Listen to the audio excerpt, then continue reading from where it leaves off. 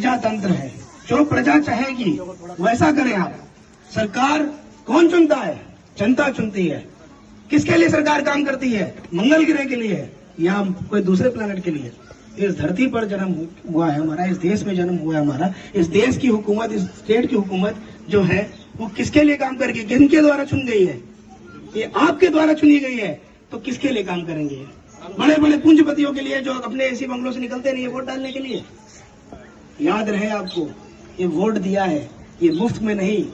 ये जो तुम्हें राशन देते हैं, कुछ भी देते हो, या जो तुम्हारी जमीनें हैं, पिछले 100 साल से आप यहाँ पर रह रहे हो, आपकी ना जाने कितनी पीढ़ियां यहाँ पर गुजर गई। अब आते हैं कल के लोग जो जुम्मा 5 साल सरकार चलाएंगे और हमारे आशियानों को तबाह करके चले जाएंगे। क्या ऐसा आप होने देंगे? नहीं। क्या आप ऐसा होने देंगे? बताइए, क्या आप ऐसा होने देंगे?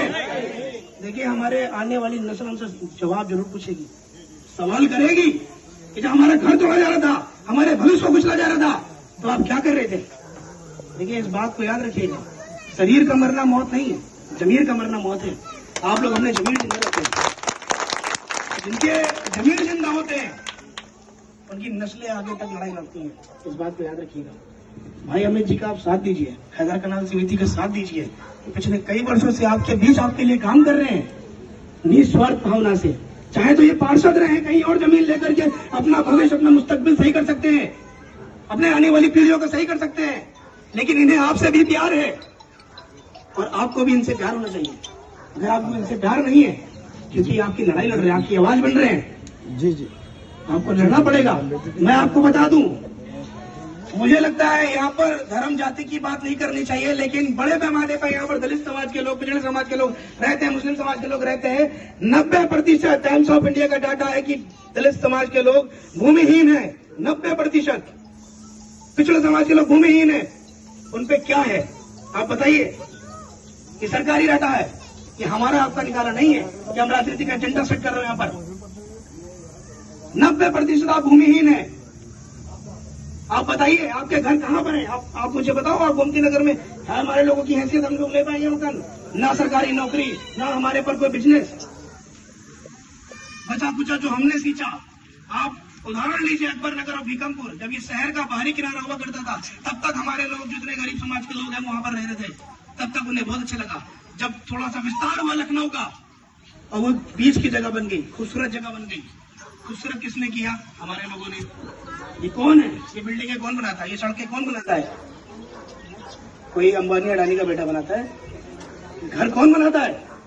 आप मेहनत कश लोग, मजदूर, किसान के बेटे आप बनाते हैं। तो आपसे बड़ा कोई ताकतवर होगा? ये रोडें, बड़ी बड़ी बिल्डिंगें आप ध्वस्त कर सकते हैं, इनके महलों को ध्वस्त करते हैं, जैसे बना सकते हैं उसे ध्वस्त कर सकते हैं। तो मैं आपको आज जवाब देता हूँ, विश्वास दिलाता हूँ कि भाई अमित जी के नेतृत्व में, हैदर कनाल समिति के नेतृत्व में हमारे बीच भाई गौरव भाई आए हैं। पिछले कई वर्षों से ये भी काम कर रहे हैं समाज में और समाज के लिए लड़ रहे हैं। तो मैं आपसे इतना आग्रह करूंगा कि लड़ने वालों का साथ हमेशा दीजिए। जैसे कि भगत सिंह, अशफाकुल्लाह खां, राम प्रसाद बिस्मिल, चंद्रशेखर आजाद, खुदीराम बोस, बाबा साहब अम्बेडकर आपके लिए किए ना होते जो आज कल। इन बातों को गंभीरता से जरूर लीजिएगा, बिल्कुल गंभीरता से लीजिएगा, वरना हमारा आशियाना टूट जाएगा। फिर आप हंसते रहिए। कहाँ रहोगे?